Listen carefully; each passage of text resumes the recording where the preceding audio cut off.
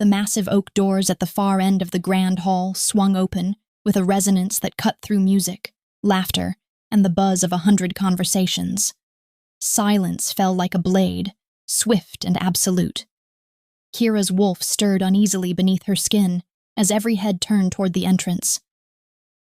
She stood beside Alpha King Lucas at the high table, the warmth of his recent kiss still tingling on her lips, the weight of his arm around her waist a promise made flesh.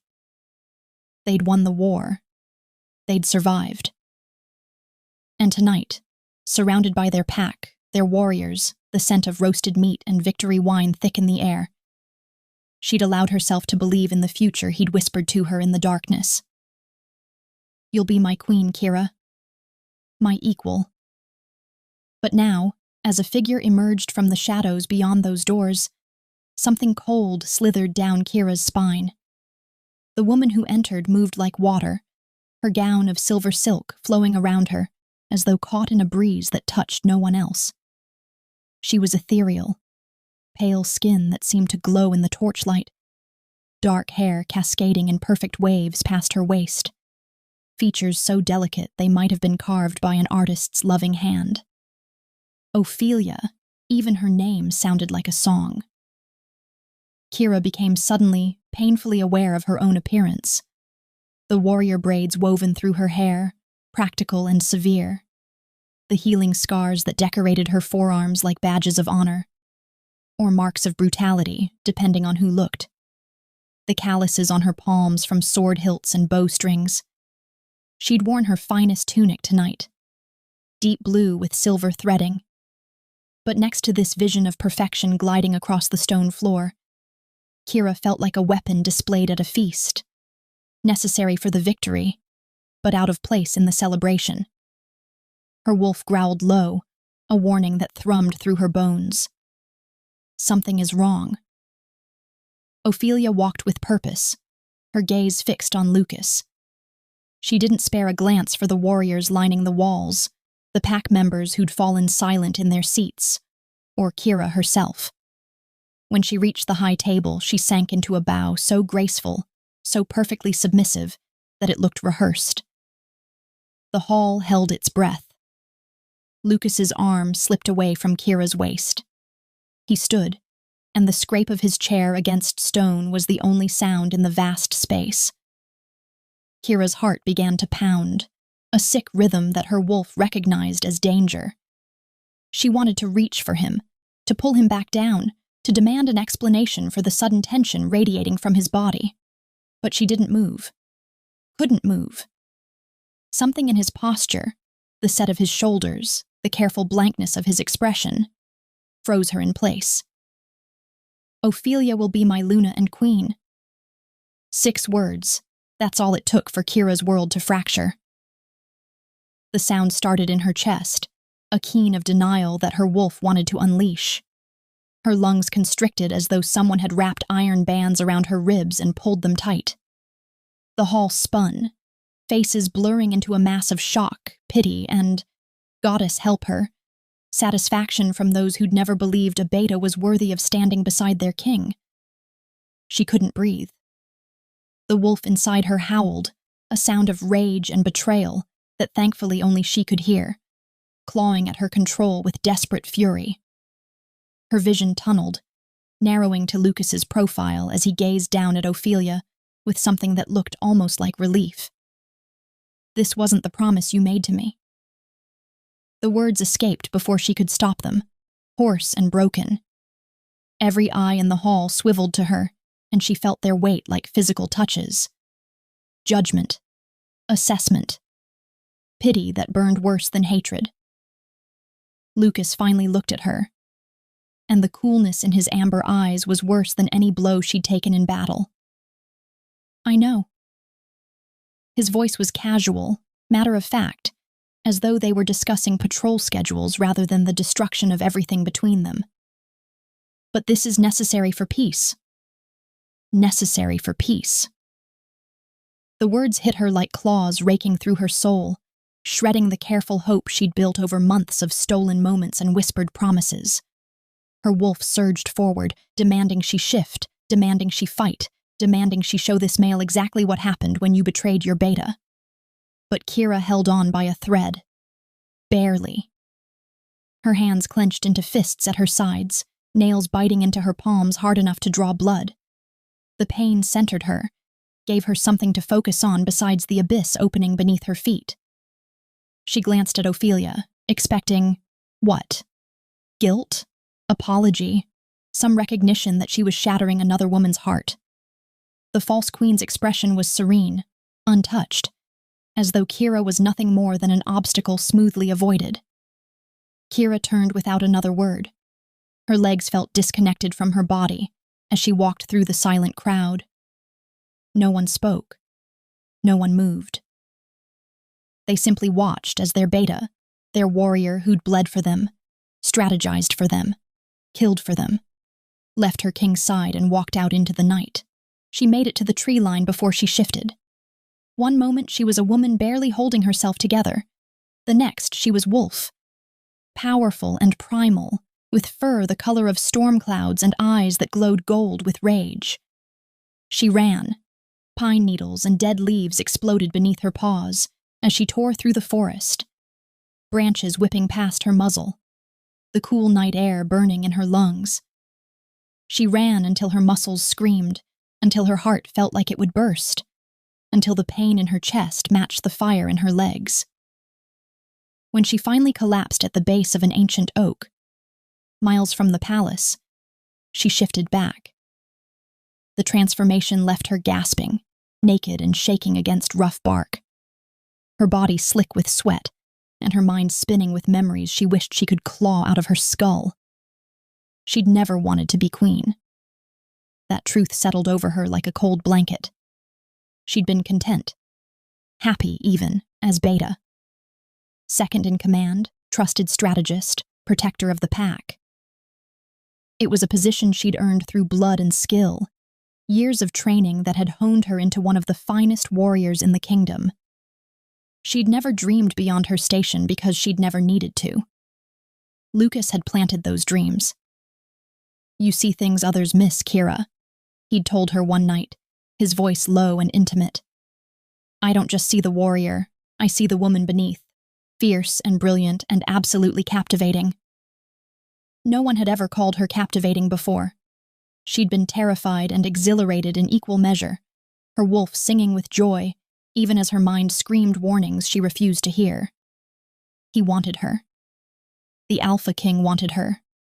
The girl who'd grown up in the barracks, who was more comfortable with a blade than a ball gown, who'd never expected to be anything more than a soldier. She'd given everything. Her body, her mind, her loyalty, her heart. And he'd thrown it away like it meant nothing. "I knew you'd be here." Kira's head snapped up. Lucas stood at the edge of the clearing, still in his formal attire, looking infuriatingly composed while her world lay in ruins around her. She surged to her feet, not caring that she was naked, not caring about anything except the rage burning through her veins. "Why should I stay when you clearly humiliated me in front of everyone?" He moved toward her with that predatory grace all alphas possessed, his expression carefully arranged into something that might have passed for regret if she didn't know him so well. "Kira, don't." The word cracked like a whip. "Don't you dare try to explain this away." But he kept coming, close enough that she could smell the pine and smoke scent that used to comfort her, that now made her stomach turn. His hand lifted, thumb brushing her cheekbone with a tenderness that felt like mockery. She hated that she didn't pull away immediately. Hated that some traitorous part of her still wanted his touch. "You mean everything to me, Kira." His voice was soft, persuasive, the same tone he'd used to seduce her in the first place. "But look at yourself. You're scarred by war. You love the fight, the chaos. It's who you are." Each word was a small knife, precisely placed. "It's a new dawn now, peace, stability, and for that, I need Ophelia. She's elegant, diplomatic, exactly what this kingdom needs to show we're no longer at war. But she's just a means to an end. You're the woman I love. Nothing has to change between us." The slap of his words hit harder than any fist. You're too scarred, too rough, too much of a warrior to display publicly, but useful enough to keep in the shadows. Kira jerked away from him as though burned. I never wanted this. The words ripped from her throat. I never dreamed beyond my station.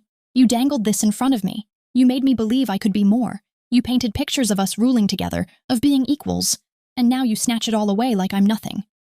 That's not, isn't it? She laughed, the sound bitter and broken. Tell me, Lucas, what exactly changes? Oh, that's right. I'm not worthy of being your queen, but I'm good enough to be your mistress. His jaw tightened. You know it's not like that. I know exactly what it's like. You need my strength, you need my counsel, you need my loyalty, but you're not willing to claim me publicly. I'm the weapon you use and hide when company comes. I love you.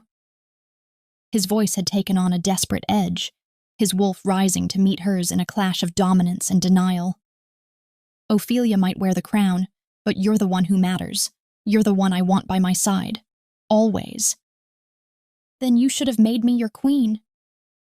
She turned, summoning clothes from the pack stash hidden in a nearby hollow tree, yanking on leather pants and a tunic with shaking hands. When she faced him again, dressed and armed with at least that small dignity, she saw his expression had shifted. The desperation was gone, replaced by something harder. I love you, Lucas, she said quietly, but I'm not stupid enough to accept your scraps. You want my service without my status, my loyalty without my respect. It doesn't work that way. She walked away, leaving him standing alone in the clearing. Behind her, she heard his wolf growl, a low, threatening sound that promised retribution. But she didn't look back. Couldn't look back, or she might shatter completely. Kira sat in her cottage as music from the palace drifted through the open window, a celebration she couldn't escape even here.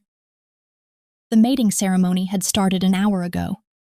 She imagined Ophelia in her silver gown, imagined Lucas placing his mark on her neck, imagined the pack cheering for their new queen. It should have been her. The thought was a splinter she couldn't remove, digging deeper with every passing moment. She'd earned her place as Beta through years of brutal training, countless battles, tactical brilliance that had saved their kingdom more than once. She'd been one of the youngest warriors to achieve the rank, and she'd worn it with pride. When had she stopped being enough? Her wolf paced restlessly beneath her skin, confused and angry. Wolves were simple in some ways. They understood loyalty, pack bonds, the clear hierarchy of Alpha and Beta and Omega. They didn't understand politics or manipulation, or the kind of careful cruelty Lucas had wielded against her. Kira closed her eyes, letting herself remember despite the pain. The first time he'd looked at her with more than professional respect. The first touch that lingered too long. The first time he'd pulled her aside after a council meeting to praise her insights, his hand warm on her lower back. You're wasted as just a warrior, Kira. You could be so much more. She'd brushed it off at first, told herself he was just being kind, recognizing her contributions the way any good alpha should. But he'd persisted, weaving himself into her life with patient determination. Late-night strategy sessions that turned into philosophical debates, training sessions where he partnered with her personally, their bodies moving in perfect synchronization as they sparred. And then the war came, and everything intensified. In the chaos of battle, in the desperate struggle for survival, their connection had felt fated. He'd fought at her side, trusted her instincts, given her command of entire battalions. And when they won, goddess, when they won, he'd kissed her in front of the assembled army, claiming her as his before witnesses who couldn't deny what they'd seen. She'd thought it was real. The music from the palace swelled, and Kira imagined she could hear the crowd cheering, celebrating their new queen, while their Beta sat alone in the darkness, nursing wounds no one could see. Her wolf keened, a mournful sound that echoed through her soul. But beneath the pain, beneath the betrayal, and the shattered dreams. Something else stirred. Something harder than grief and sharper than heartbreak. Determination. She wouldn't be his secret. Wouldn't accept the shadows while another woman wore the crown he'd promised her. If Lucas thought she'd simply fall in line, grateful for whatever scraps of affection he deigned to throw her way, he was about to learn exactly how wrong he was. Kira stood, her wolf settling into watchful alertness. The celebration might continue without her, but this wasn't over. Not by a long shot. She'd given Lucas everything, her loyalty, her heart, her dreams of a future she'd never wanted until he made her want it. He'd thrown it away. Now she'd show him exactly what he'd lost. It had been 5 days since the mating ceremony Kira hadn't attended, and the palace buzzed with Ophelia's presence like a hive disturbed by smoke. Kira moved through her duties with mechanical precision, reviewing patrol reports, inspecting border defenses. She kept her head down and her expression neutral, the perfect picture of a beta serving her alpha. But beneath her skin, her wolf simmered with barely contained rage, a constant growl that vibrated through her bones and demanded violence she couldn't afford to unleash. The whispers followed her everywhere. In the training yard, conversations died when she approached, only to resume in hushed tones the moment she passed. In the halls, servants averted their eyes, their pity a physical weight she could feel pressing against her shoulders. The warriors were worse. Some looked at her with sympathy, others with judgment. I always said a beta had no business aspiring above her station. Poor thing, she actually thought he'd choose her. Kira's hands clenched into fists as she walked past a cluster of courtiers, their voices just loud enough to ensure she heard. Her wolf snarled, wanting to show them exactly what this beta was capable of. But Kira forced herself to keep walking. Losing control now would only prove them right. She made it to her office before the trembling started, sinking into her chair as her wolf clawed at her control. 5 days of watching Ophelia glide through the palace like she'd been born to it, of seeing Lucas's hand on the small of his new queen's back, of enduring the sympathetic looks and venomous whispers. How much longer could she last? The summons came that afternoon, delivered by a servant who wouldn't meet her eyes. The queen requested her presence in the council chamber, immediately. Kira felt the shift instantly, her wolf alert, hackles raised. Ophelia hadn't needed words so far. Her existence had been enough. If she was calling Kira now, it was because the real game was beginning. The council chamber doors were open, but the room was empty except for Ophelia, who stood at the head of the massive oak table like she was posing for a portrait. She wore deep purple silk today, a color reserved for royalty, with Lucas's claiming mark prominently displayed on her pale throat. Her dark hair was arranged in an elaborate style that must have taken hours, and jewels glittered at her ears and wrists. She looked every inch a queen. Beta Kira. Ophelia's voice was cool, detached, the tone of someone addressing a servant. Thank you for coming so promptly. Kira stopped at the opposite end of the table, maintaining distance. You summoned me, Your Grace. How may I serve? Something flickered in Ophelia's eyes, satisfaction, perhaps, or triumph. I've been reviewing the kingdom's affairs since my arrival, and I must confess I'm concerned. Concerned, Your Grace. About your loyalty. Ophelia moved around the table with deliberate slowness, her gown whispering against stone. You didn't attend the mating ceremony. A rather glaring absence, wouldn't you say? The king's own beta refusing to witness his union? Kira's jaw tightened. I believed my presence would be inappropriate, given the circumstances. Inappropriate. Ophelia laughed, the sound like breaking glass. Is that what you call it? I call it disloyal, disrespectful, a clear message to the pack that you don't accept your king's choice. I accept his choice. The words tasted like ash. I simply chose not to celebrate it. And there's the problem. Ophelia stopped directly across from her, close enough that Kira could smell her perfume. Roses and something sickeningly sweet. I can't trust a beta who can't control her emotions, who lets personal feelings interfere with duty. Kira's wolf growled, but she kept her voice level. My emotions have never interfered with my service to this kingdom. Haven't they? Ophelia tilted her head, a predator assessing prey. You've been brooding for days, walking around like a ghost, radiating misery so thick the entire palace can feel it. Tell me, Beta, how is that not letting emotions interfere? The trap was closing, and Kira could see its teeth. Any show of anger would prove Ophelia's point. Any defense would sound like excuse. She was being backed into a corner with witnesses. 2 guards stood outside the open doors, within perfect earshot. What would you have me do, Your Grace? Kira asked quietly. Ophelia smiled, and it was the smile of someone who'd just won. I'm glad you asked.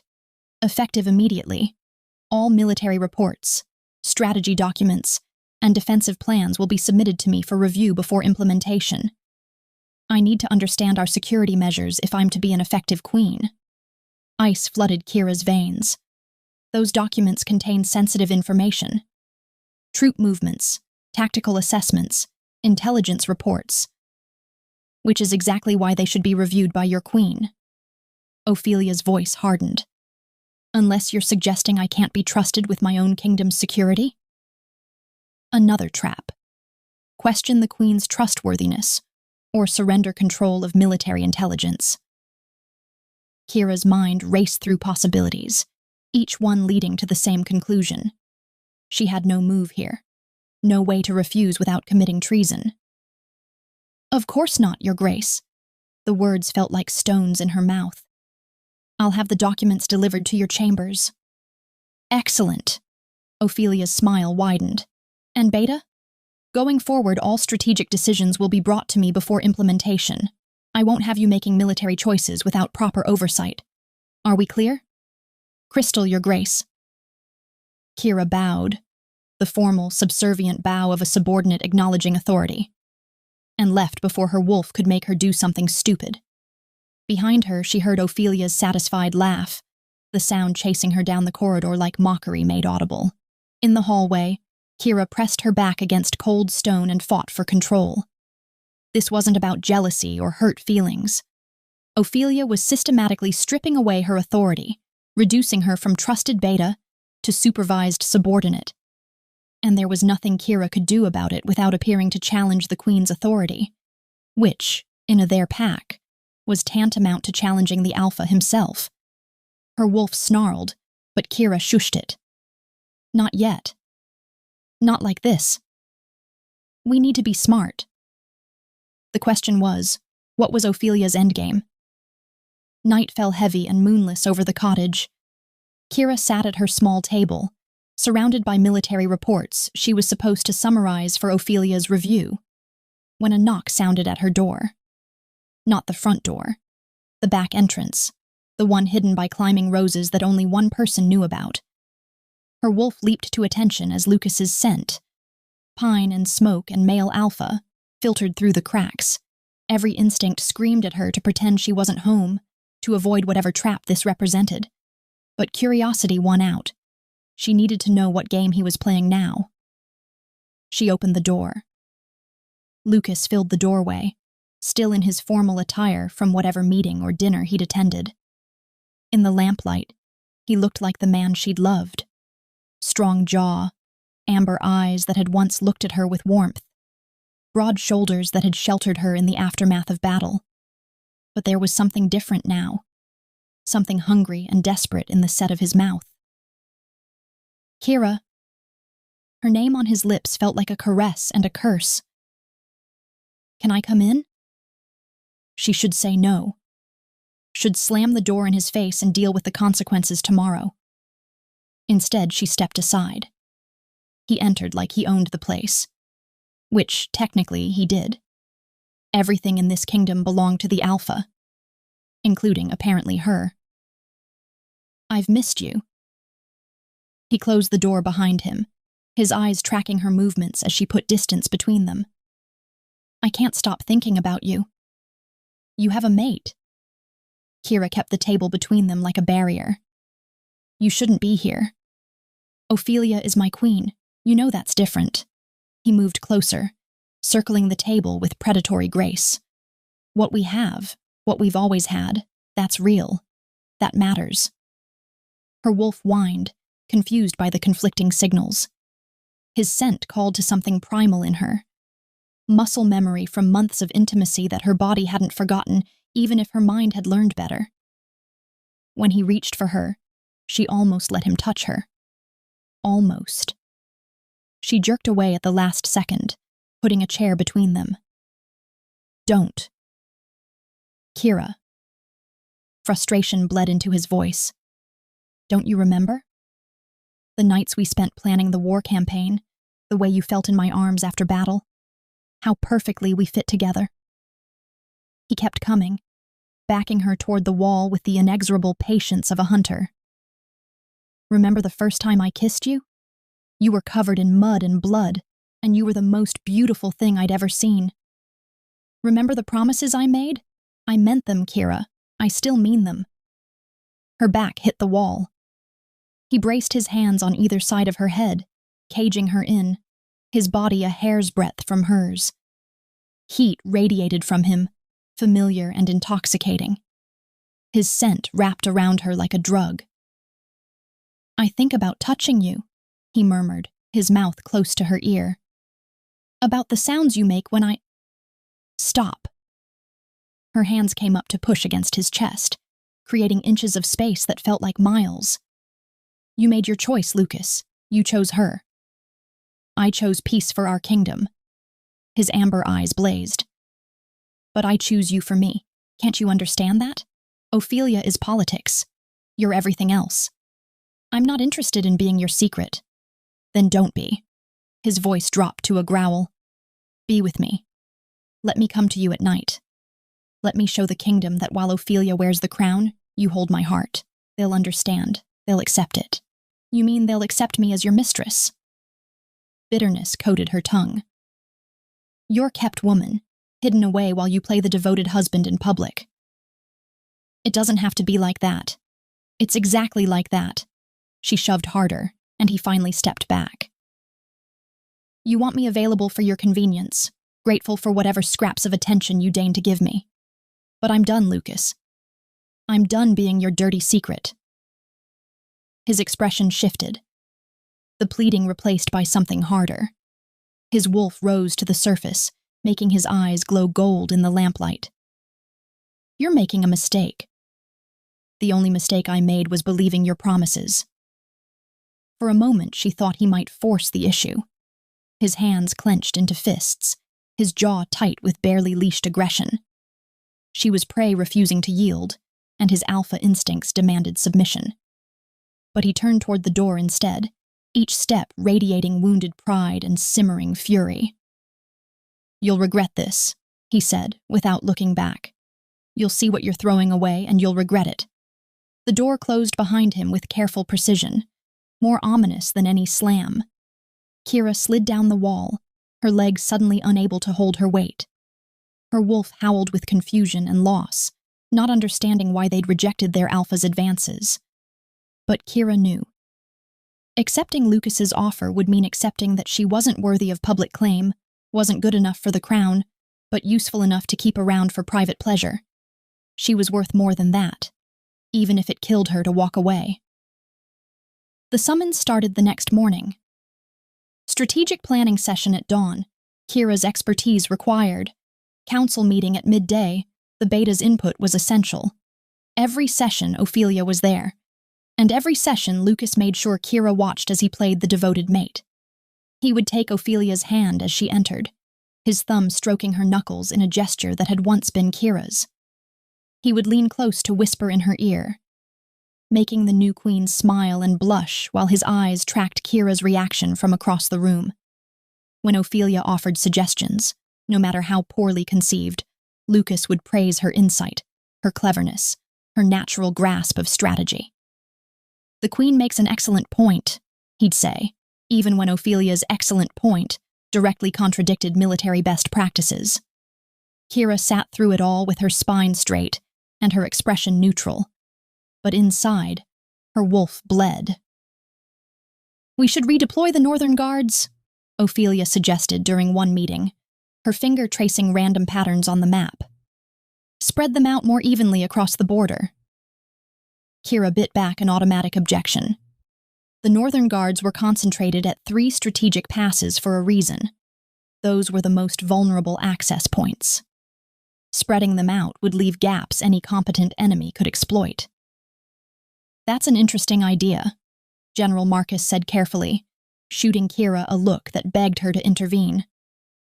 "However, our current positioning is based on tactical assessment of—" "I think the Queen's suggestion has merit," Lucas interrupted, his eyes on Kira.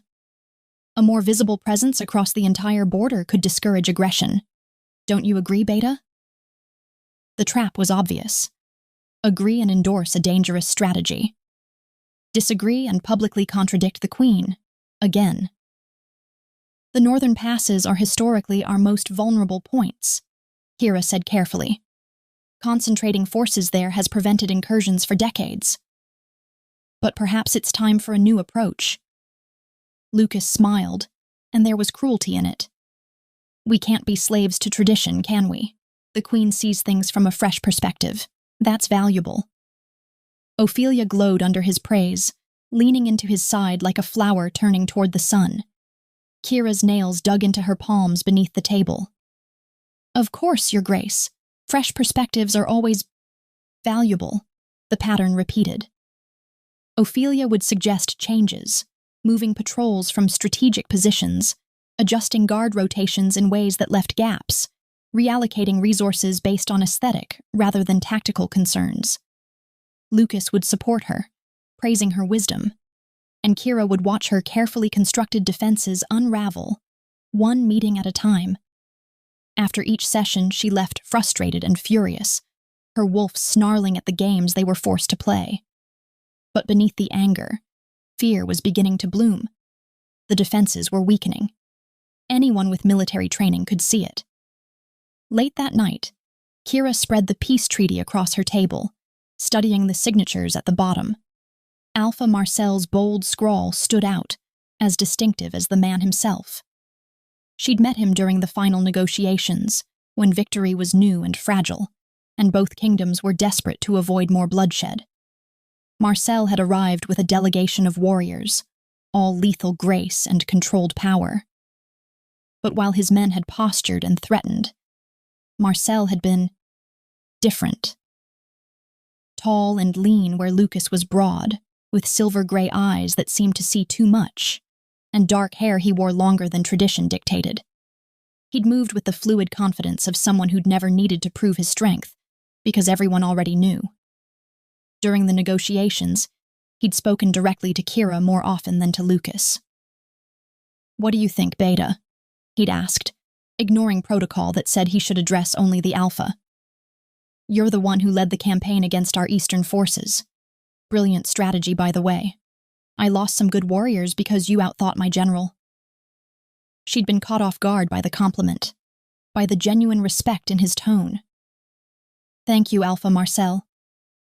"Marcel?" He'd smiled, and it transformed his face from dangerous to devastating.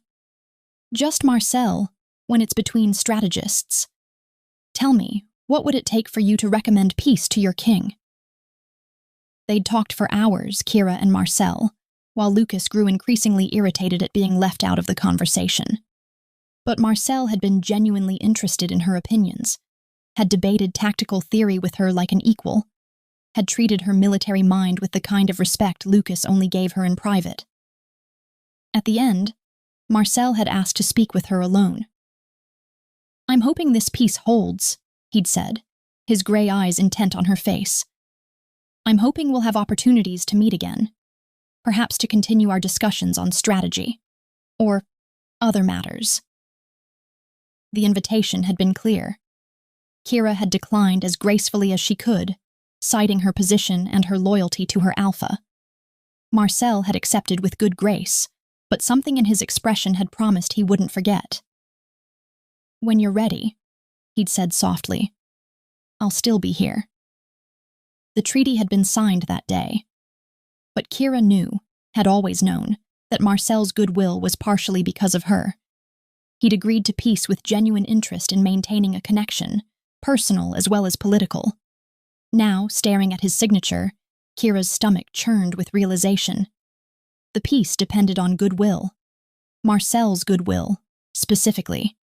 And if Lucas and Ophelia kept undermining the military, kept weakening defenses, kept demonstrating incompetence, Marcel would see it as a threat, or an opportunity. Either way, the fragile peace would shatter, and her kingdom would burn. Ophelia stared at the sealed letter in her hands, her reflection in the mirror showing a woman transformed. Gone was the uncertain pawn who'd arrived at the palace a week ago. In her place stood a queen, draped in silk and jewels, with a king who praised her at every opportunity. The letter was from her handler, reminding her of her mission. Drive the beta out. Make her position untenable. Force her to flee to Marcel's kingdom, where she'll be isolated from Lucas's protection. But as Ophelia watched Lucas interact with her in public, the touches, the compliments, the attention, something had changed. His affection might be performance, but the power it granted her was real. The servants bowed. The council listened. Even the warriors were beginning to accept her authority. Why should she remain a pawn when she could be a true queen? The letter crumpled in her fist. Marcel had planted her here as a tool, expecting obedience, but Ophelia had discovered she liked power. Liked the weight of the crown, the authority in her voice, the way people scattered when she approached. And Lucas, complicated, obsessed, wounded Lucas, was far more interesting than she'd anticipated. She could have him, could make him forget his precious beta through careful manipulation and strategic affection. Could become the queen this kingdom deserved, powerful in her own right, rather than Marcel's puppet. Kira was the obstacle, not because Lucas still wanted her. Ophelia had seen the way he looked at his former beta now, with more anger than longing.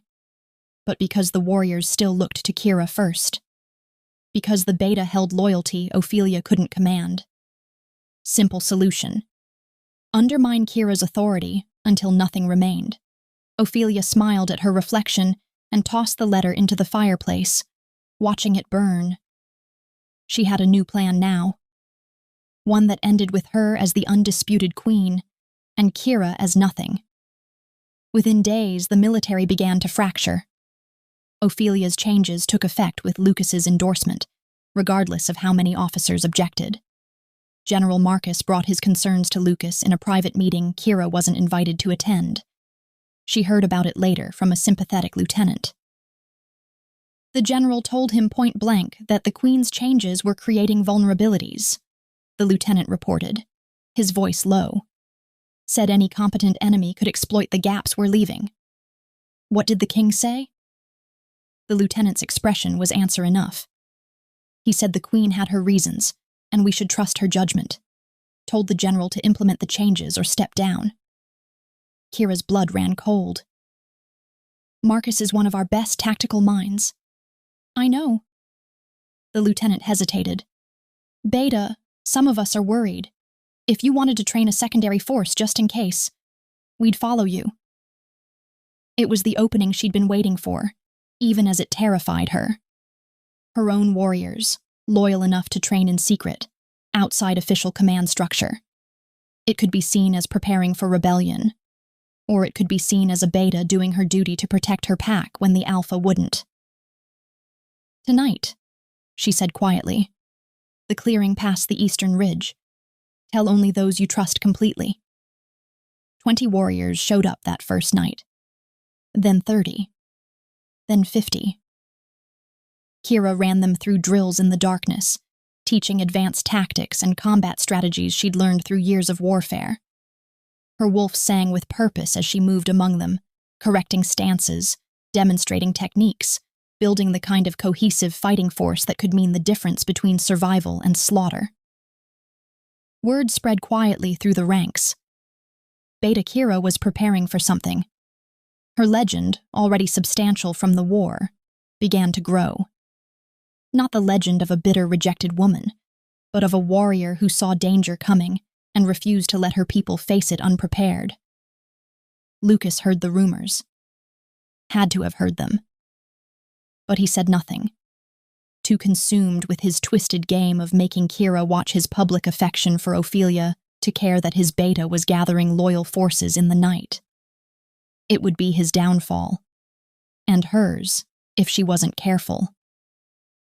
Kira didn't plan to storm into Lucas's private war room, but after watching Ophelia countermand another critical defensive strategy in council, and watching Lucas smile and nod like it wasn't driving their kingdom toward disaster, something inside her snapped.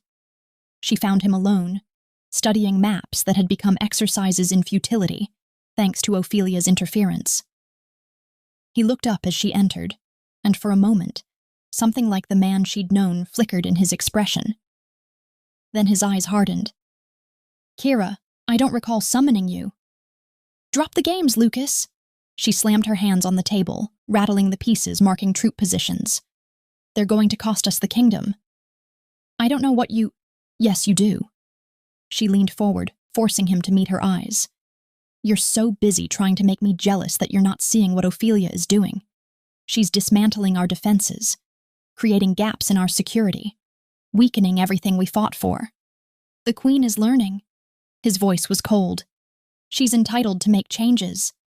Changes that will get people killed." Kira's wolf surged, making her voice rougher. "Look at the map, Lucas. Really look at it. We're vulnerable in a dozen places we weren't vulnerable 2 weeks ago." "Then perhaps you should advise her better." He circled the table toward her, instead of sulking and undermining her authority at every turn. "I'm trying to save our kingdom from your pride." "My pride?" He was close now, too close, invading her space with deliberate intent. "You're the one who couldn't accept that sometimes sacrifice is necessary, that sometimes we don't get what we want." "This isn't about what I want." But her voice shook. "This is about the kingdom, about our people, about the peace treaty that's hanging by a thread because you're too obsessed with—" He moved faster than she expected, backing her against the wall with his body, his hands bracing on either side of her head. Close enough that she could feel the heat of him, smell the familiar scent that still made her wolf whine with confused longing. "You want everything back to normal?" His breath was hot on her face, his eyes dark with something that was equal parts desire and fury. "You want me to listen to you? Value your input? Treat you like you matter? Lucas, become my mistress." The words were harsh, demanding. "Stop this ridiculous game of pride and come back to me. Let me visit you at night. Let me touch you the way I used to. Give me what I want and you get what you want. Everyone wins." Her wolf was going insane, caught between the desperate urge to submit to the Alpha's demand and the equally fierce need to fight, to prove her worth wasn't tied to his desire. Kira's heart hammered against her ribs as his scent wrapped around her, as muscle memory screamed at her to give in. His mouth hovered inches from hers, waiting. "No." The word came out steady despite the chaos inside her. Kira met his eyes, let him see her resolve, then shoved hard against his chest. He staggered back, more from surprise than force. "I won't be your secret," she said quietly. "Not now. Not ever." She pushed past him, heading for the door before she could change her mind, before her wolf could betray her into accepting crumbs when she deserved the whole feast. Behind her, Lucas's expression transformed. The desperation bled away, replaced by something darker, something that looked like obsession, hardening into genuine hatred. "You'll regret this," he said, his voice a low growl that promised retribution. "I gave you a chance to make this easy. You've chosen the hard way." Kira didn't look back. Couldn't look back, or she'd see the man she'd loved disappearing completely behind the monster his wounded pride was creating. The games were over. Now came the war. Marcel stood at the window of his war room, watching storm clouds gather over the distant mountains, that marked the border between his kingdom and Lucas's. Reports littered the table behind him, each one a new problem, a fresh crisis, evidence that his carefully constructed plan was falling apart. Another border incident, his chief advisor said, placing yet another document on the pile. One of our merchants was turned away from their checkpoint. No explanation given, just refused entry. Marcel's jaw tightened. That's the 5th trade violation this month. The council is calling for a response. The advisor's tone was carefully neutral. They say Lucas is testing our resolve, that we look weak if we don't retaliate. Lucas isn't testing anything. Marcel turned from the window, his silver-gray eyes hard. He's too busy playing games with his former beta to notice he's destroying everything we built. The plan had been simple. Plant Ophelia in Lucas's court, let her drive a wedge between the Alpha and his brilliant beta. Force Kira to seek sanctuary in Marcel's kingdom. Once here, he'd show her what true partnership looked like. Respect. Equality. The kind of leadership that valued minds like hers. She'd see what she was worth, what she could become, and together they'd unite both kingdoms under rule that actually served their people. But Ophelia had gone rogue. Instead of subtly undermining Kira's position and guiding her toward Marcel's kingdom, Ophelia had developed her own ambitions. She'd tasted power and wanted it for herself. Consequences be damned. Her ham-fisted attempts to destroy Kira were creating chaos. Military disasters, defensive gaps, diplomatic failures that threatened the fragile peace.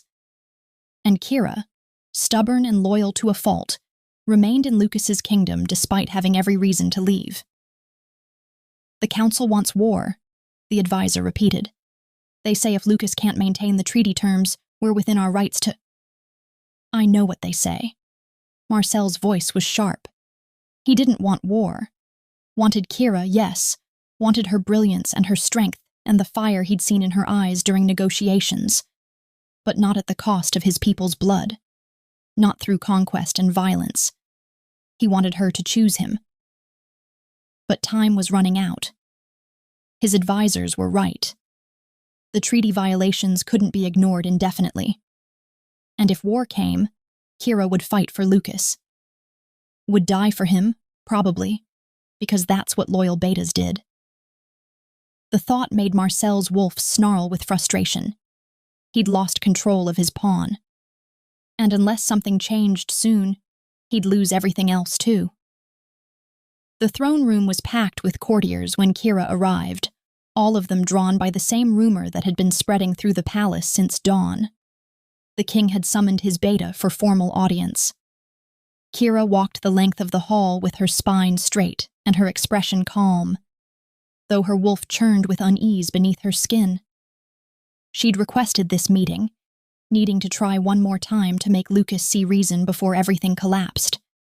But the formal setting, the crowd of witnesses, the way Ophelia sat beside Lucas on a throne that had been added specifically for her, it all felt ominous. She stopped at the base of the dais and bowed. Not the deep, subservient bow Ophelia had demanded, but the respectful acknowledgement one warrior gave another.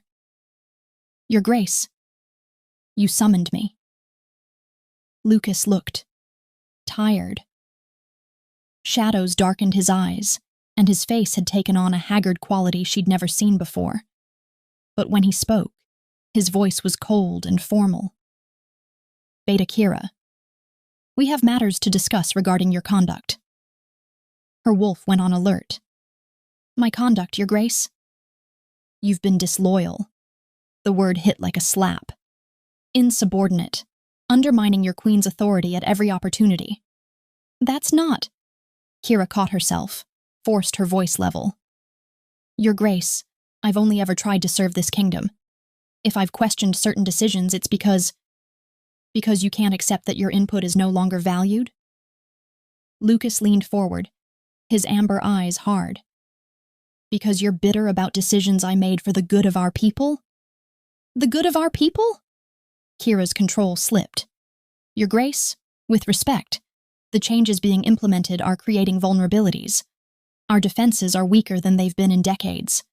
The peace treaty. The treaty is stable. Ophelia's voice cut through like glass. You're just trying to maintain relevance by creating problems that don't exist. Gasps rippled through the court. It was one thing to question Abeta's judgment privately.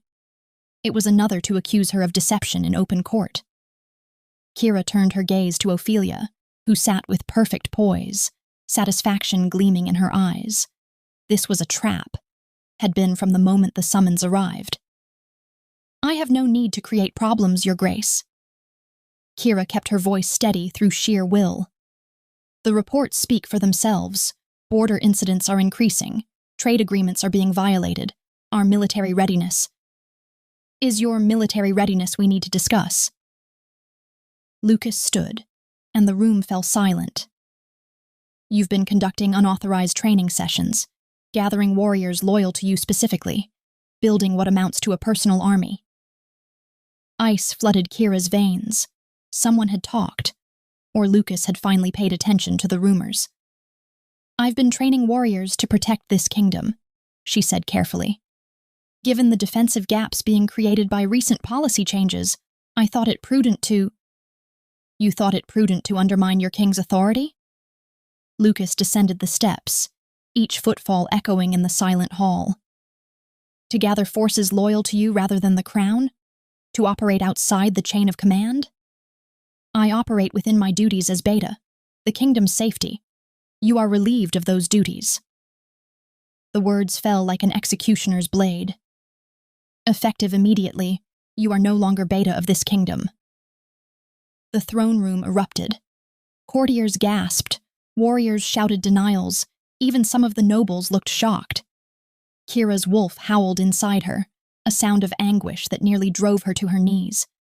She'd built her entire life on service, on loyalty and duty and the honor of her rank. She'd earned her position through years of brutal training, countless battles, tactical brilliance that had saved this kingdom more times than anyone could count. And Lucas was stripping it away like it meant nothing. Like she meant nothing. This is unjust! General Marcus stepped forward, his weathered face flushed with anger. Beta Kira has served with distinction. She's done nothing to warrant. The decision is made. Lucas wouldn't look at Kira, his gaze fixed somewhere over her shoulder. He knew this was wrong. His inability to meet her eyes proved it. But pride and obsession had blinded him to everything else. Kira's hands shook as she reached for the insignia pinned to her chest, the mark of her rank, earned through blood and sweat and unwavering dedication. She unpinned it slowly, the metal heavy in her palm. Your Grace. Her voice was steady, though her world was crumbling. I've served you with everything I have. I've bled for this kingdom, killed for it. I never asked for anything except the chance to protect my people. She placed the insignia on the floor at the base of the dais, the clink of metal on stone impossibly loud. If this is how you repay loyalty, then perhaps I was foolish to give it so freely. She turned and walked through the parting crowd, her head high despite the tears threatening to fall. Behind her, she heard whispers, shock, outrage, pity. But she didn't look back. Couldn't look back, or she'd break completely. The last thing she saw before the doors closed was Ophelia's satisfied smile. Kira made it to her cottage before the shaking started.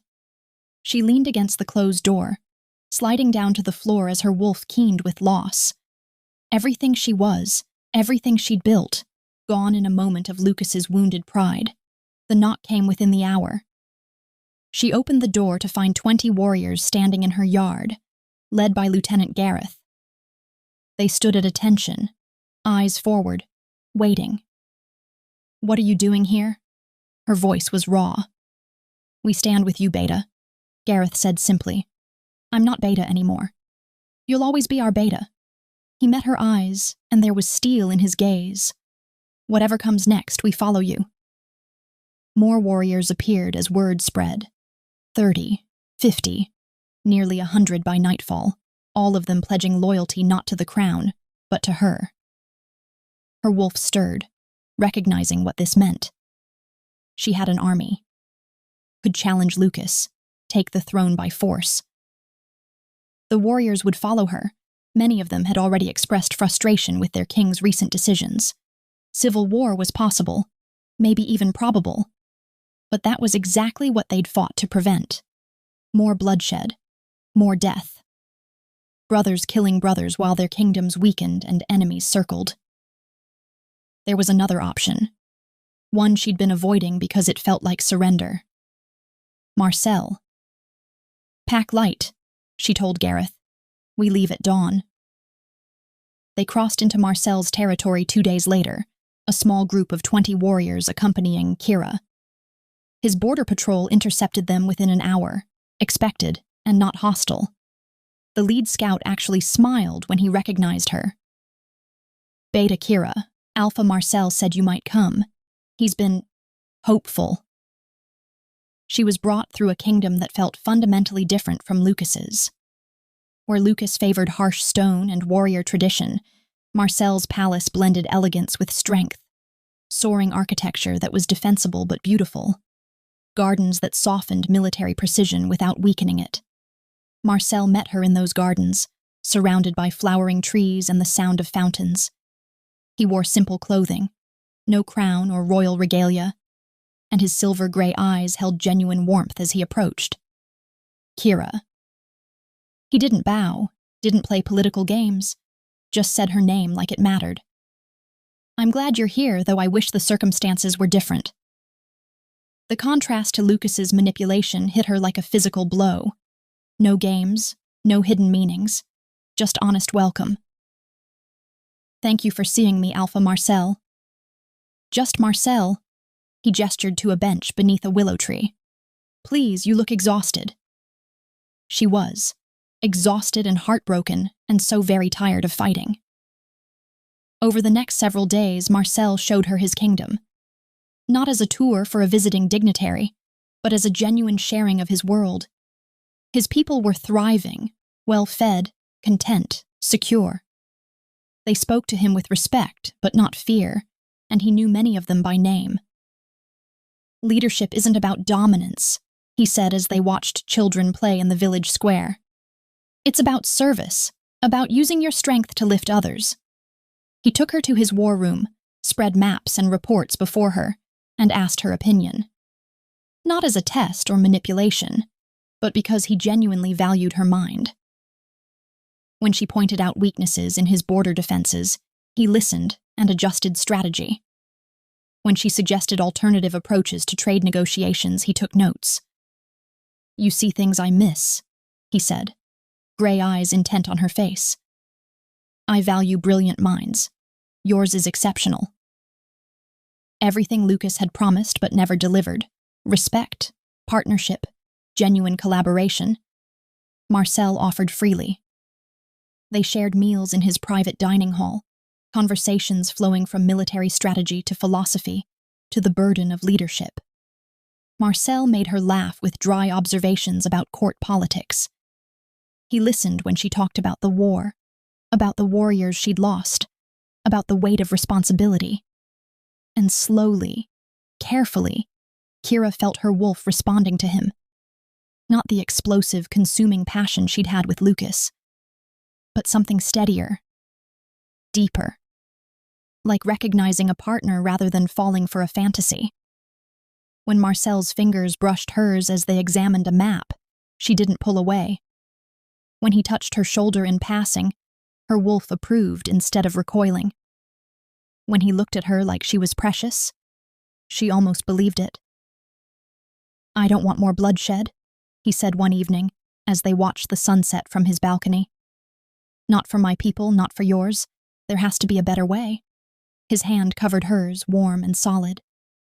"There is," Kira said softly, "but it requires sacrifice." "I know." His thumb stroked her knuckles. "The question is, are you ready for it?"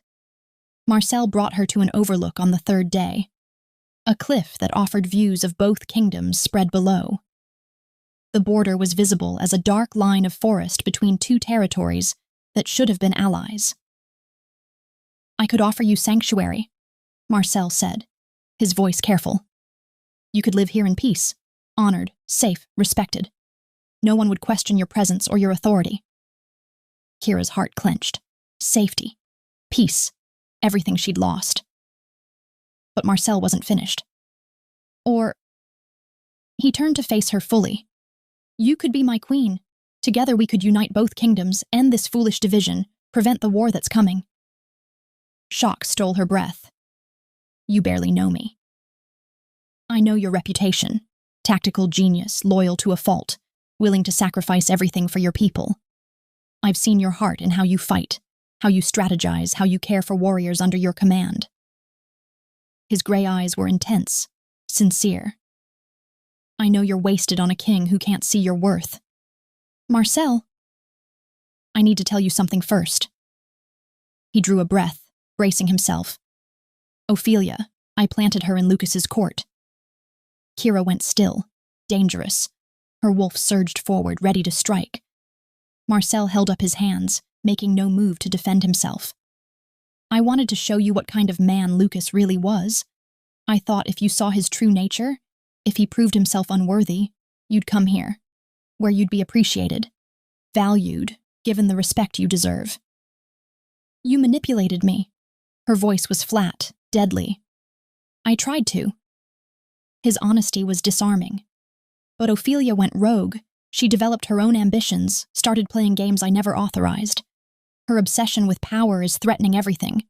The peace treaty, both kingdoms, innocent lives." He stepped closer, his hand lifting to her face. She should pull away, should be furious at his manipulation. But her wolf didn't recoil from his touch. "I could have kept lying, Kira. Could have manipulated you into choosing me without ever knowing the truth. But you deserve better than that. You deserve choice." His thumb brushed her cheekbone. "I won't be another Lucas, making decisions for you and expecting gratitude. If you choose me, it has to be with full knowledge of what I've done." Kira's mind raced. Anger warred with reluctant respect. He'd manipulated her, yes. But he was owning it now, giving her the truth when lies would have been easier. And underneath the anger, attraction. Undeniable and growing stronger each day. Not love, not yet. But the potential for something real. "Time isn't on your side, Kira." Marcel's voice softened. "My council wants war. Border incidents are escalating. Lucas's incompetence is being seen as aggression. So you're forcing my hand. I'm giving you options." He held her gaze.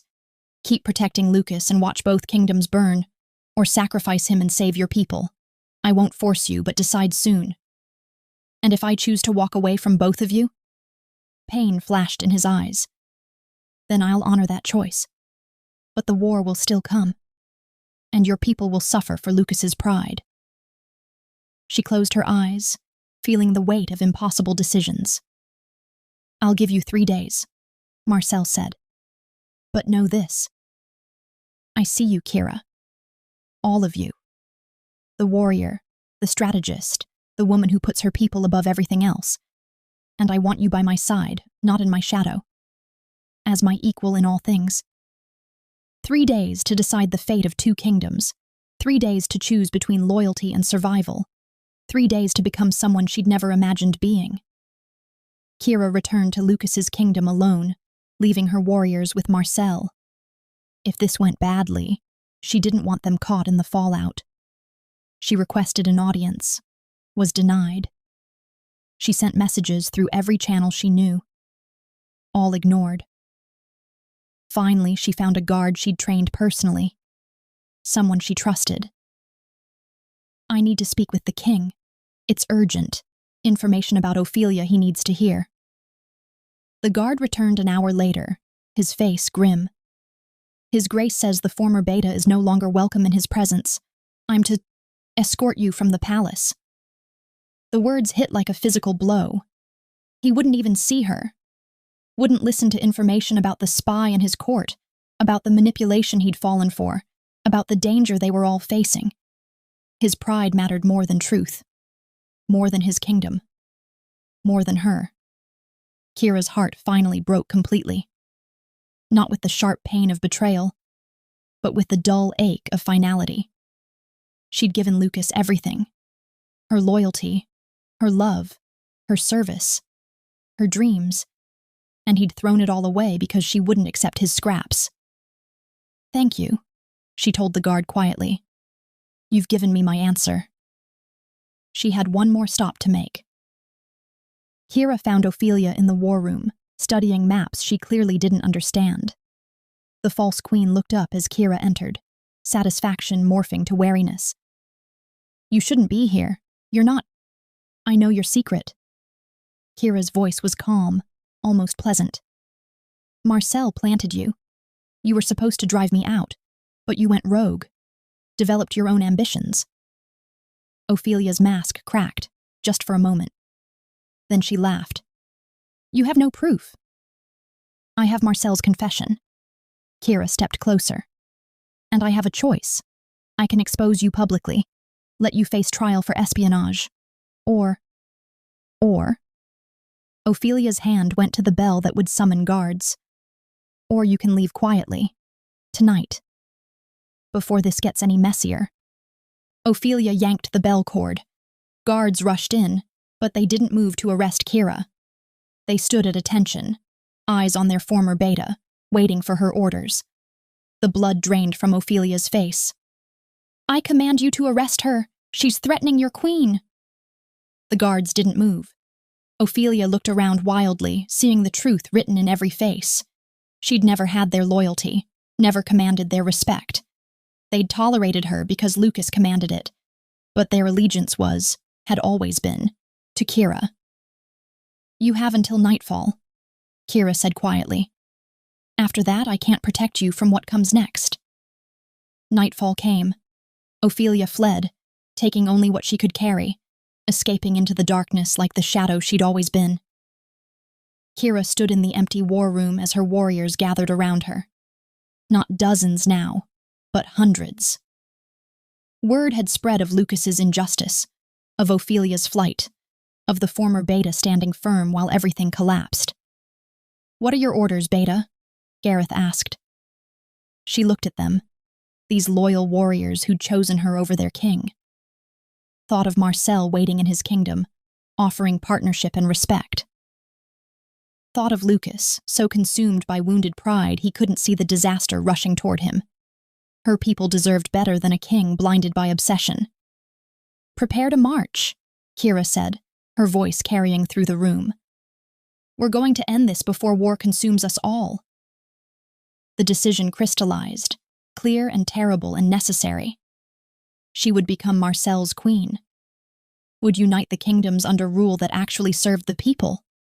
Would save everyone she could from the destruction Lucas's pride was creating. Even if it meant betraying the king she'd once loved. Even if it meant becoming exactly what he'd accused her of being. Sometimes loyalty to the people mattered more than loyalty to the crown. And Kira had always put her people first.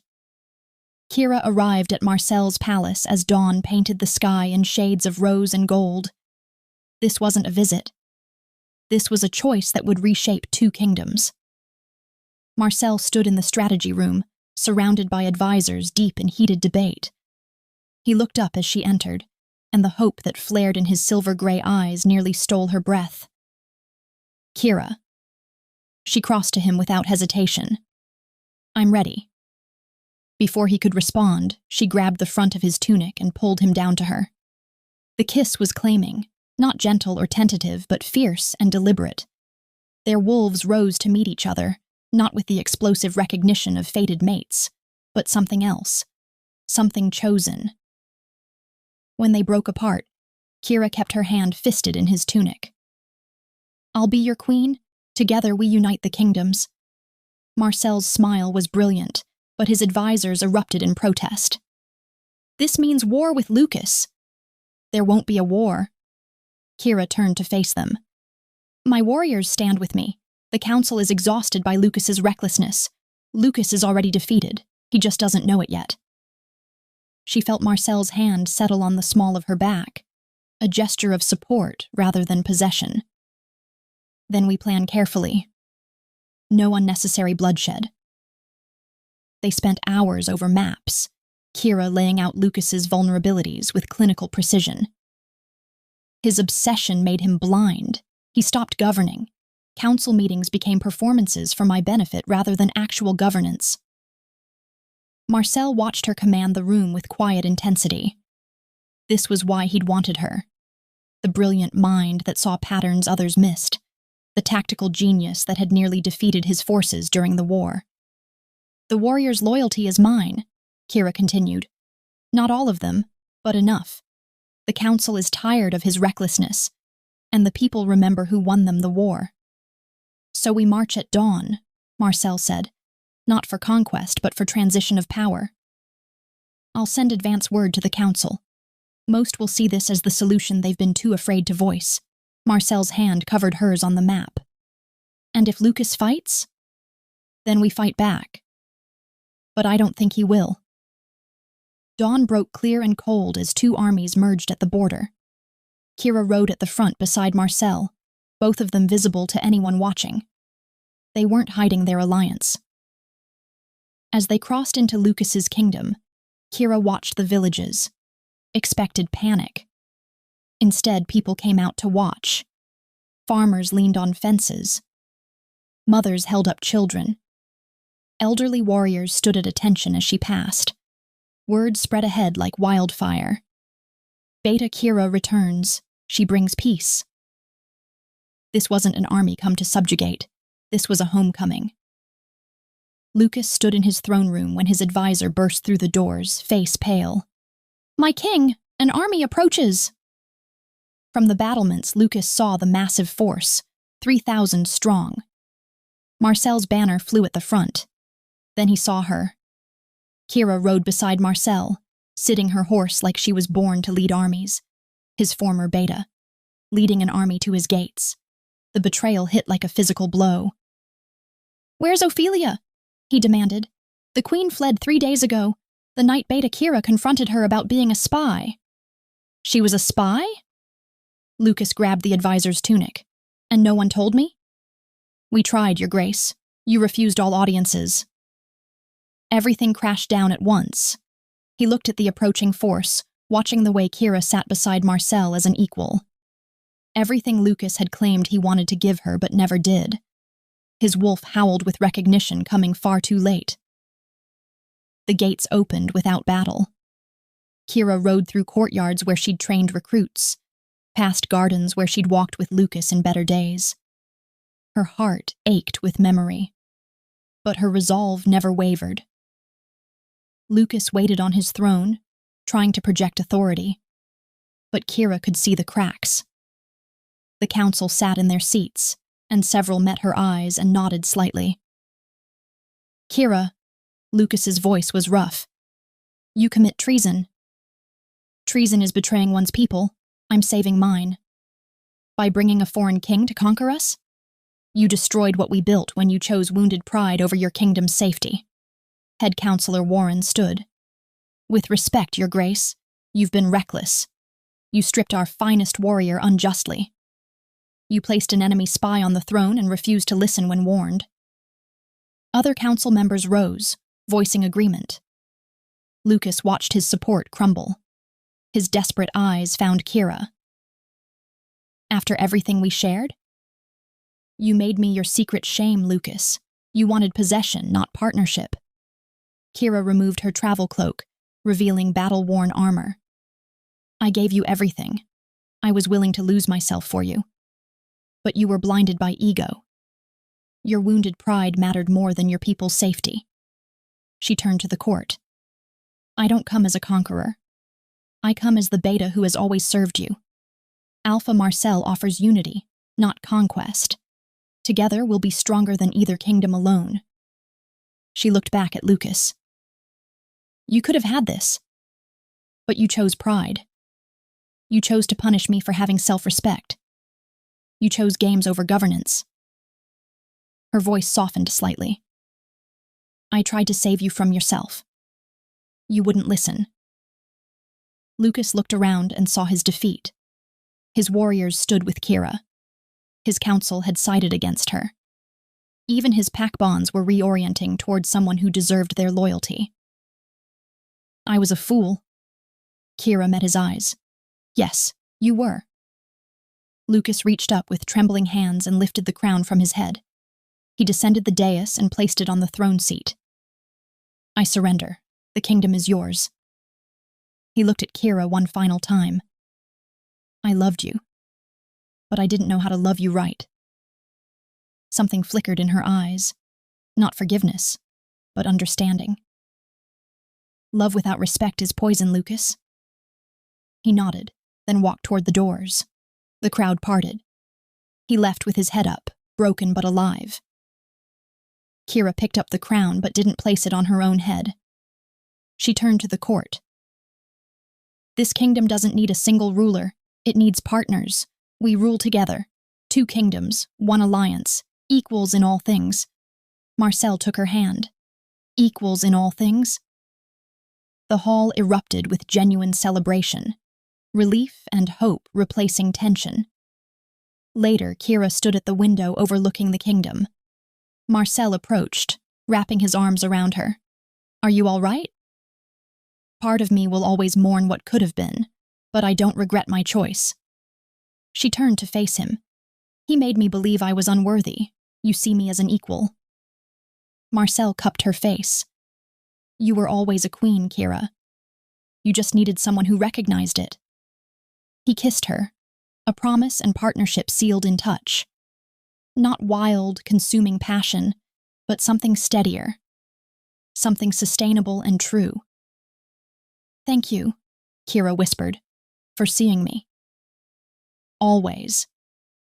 6 months later, Kira reviewed defensive positions with commanders from both kingdoms. Marcel entered with trade reports, dropping a kiss on her temple before asking her opinion. This was their rule, partnership in action. A messenger arrived. Your Graces, there's been a sighting of the former king, far north, living alone in the wilderness. Kira felt a brief pang. Part of her would always care about Lucas, would always mourn what they could have been, but she didn't regret her choice. Let him be, unless he threatens the peace. Marcel's hand covered hers. Any regrets? Kira looked around, warriors from both kingdoms respecting her leadership. She thought of the council where her voice carried as much weight as Marcel's, of the man beside her who'd seen her worth when she'd forgotten it herself. None. I'm exactly where I'm meant to be. They walked to the balcony overlooking the United Kingdoms. Marcel took her hand, both crowns glinting in the sunlight. Together? Kira said. Always, Marcel replied. Below them, the kingdoms thrived. The beta who'd wanted nothing but to serve had become a queen on her own terms. Not by accepting crumbs from a king who couldn't see her worth, but by claiming her value and finding a partner who'd always recognized it. Sometimes the only way to find your crown is to stop accepting shadows. Before you go, I'd love to hear from you. Tell me where in the world you're listening from. Who was the character you couldn't stop rooting for? Most importantly, what moment made your heart skip a beat? I truly treasure reading your comments, so please, leave a piece of your thoughts behind. If you're ready for the next journey, hit subscribe so you don't miss a chapter. Until we meet again for our next story. Bye for now.